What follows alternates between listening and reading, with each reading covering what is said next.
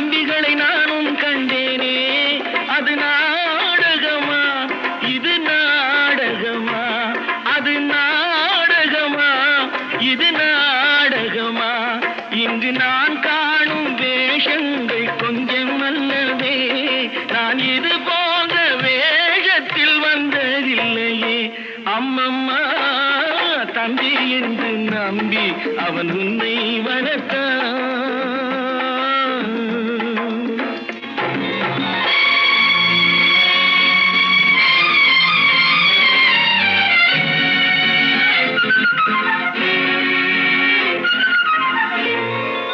தங்கை எனும் இளைய கன்று தாய் வீடு வந்ததென்று என்னுடைய நாடகத்தில்